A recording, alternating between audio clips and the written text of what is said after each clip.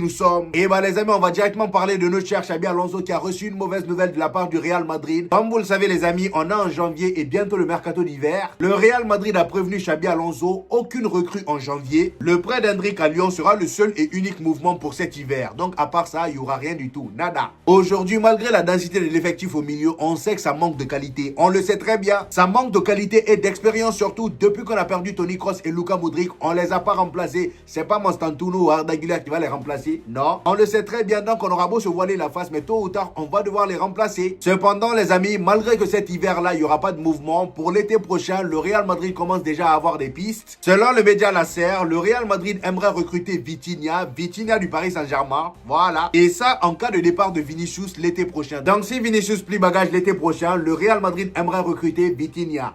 Vous nous prenez pour des fous.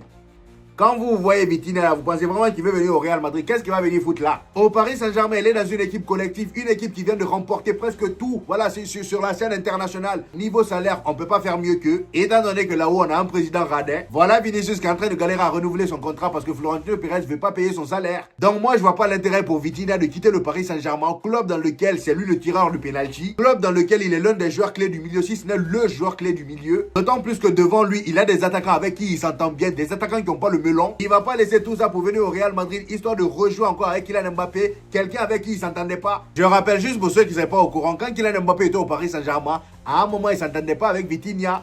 Voilà. Je ne sais plus c'est dans quel match Kylian Mbappé avait pété les plombs sur Vitinha parce que ce dernier ne lui avait pas fait la passe. Exactement la même chose qu'il fait au Real Madrid. Lorsque ce dernier ne l'a pas fait la passe, il était là à faire ça. Voilà. Il parlait sur le terrain, il râlait. Et avec ça, vous pensez que Vitinha va quitter le Paris Saint-Germain pour revenir jouer avec lui?